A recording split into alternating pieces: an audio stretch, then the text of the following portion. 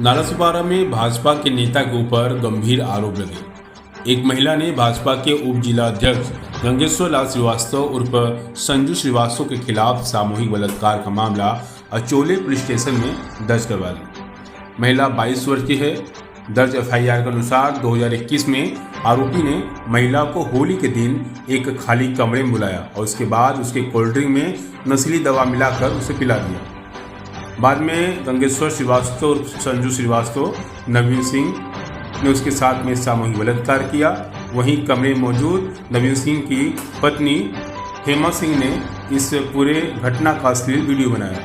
इस पूरे मामले में मछली सत्र न्यायालय ने संजू श्रीवास्तव को एंट्री दे दी है। संजू श्रीवास्तव के वकील दिगंबर देसाई ने इस पूरे भाजपा नेता संजू श्रीवास्तव के ऊपर आरोप लगा बलात्कार का, जिसके बाद उस पर एफआईआर हुआ। इस पूरे मामले को वसीय न्यायालय में आप देख रहे हैं, तो पूरा सर मामला क्या है और किस बेस पे उनको कोर्ट ने इंटरिम दिया है? जी, एक सीरियस कंसर्न की बात है ये कि आजकल ये जो रेप या पोक्सो जो एक्ट है, तो आजकल हम देख रहे हैं कि इतने सारे बलात्कार और पोक्सो के मामले दर्ज होते हुए हम देख रहे हैं। तो ये एक टिपिकल एक ऐसा एफआईआर है जहां ये कहा जा रहा है कि 3 साल पहले ये महिला के ऊपर ये जो घटना घटी थी, जिसमें ये श्रीवास्तव जी का नाम आया हुआ है। तो ताज्जुब की बात ये है कि 3 साल के पहले ये घटना होने के बावजूद यहाँ 3 साल तक ना कोई पुलिस के पास कोई गया, ना कोई एनजीओ के पास कोई गया, ना कोई किसी को इसके बारे में बताया गया।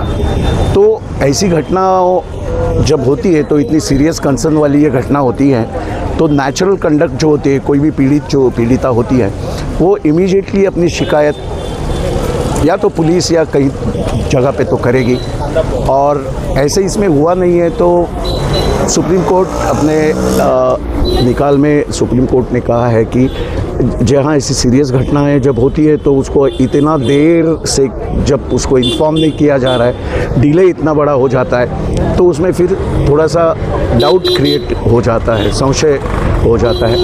तो ऐसी चीज़ों को देखने के वक्त दूसरे अंदाज से देखा जाना चाहिए, देखा जाता है। तो यहाँ एक चीज़ है और दूसरी यहाँ ऐसा कहा गया कि उस दिन उसको कुछ ऐसा नशीला पदार्थ पिलाया गया था और उसके बावजूद उनको ये भी याद है वो पीने के बाद उनके ऊपर क्या हुआ।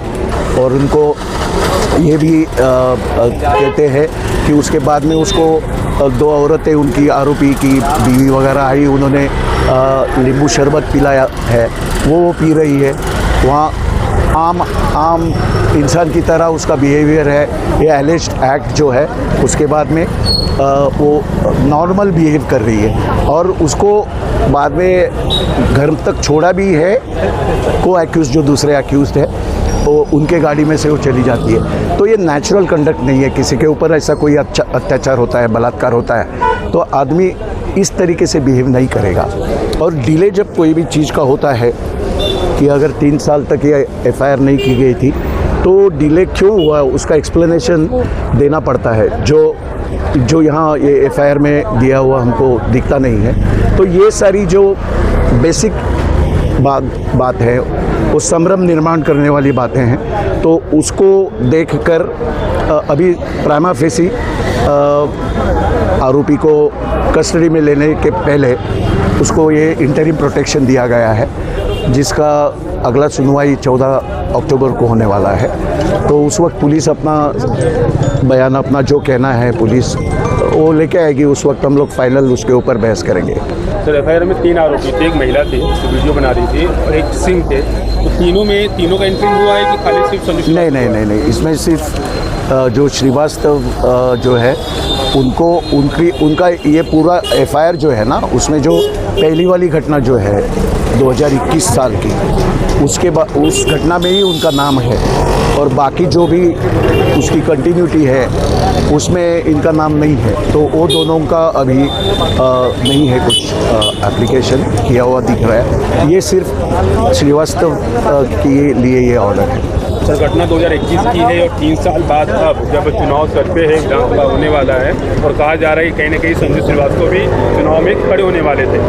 आपको क्या लगता है कहीं ये राजनीति इसके अंदर की गई है? देखो, जब कोर्ट में मामला चल रहा है तो हमारा रोल है उस कार्रवाई जो एफआईआर है उसमें कानून के तौर पर देखना हमारा काम है।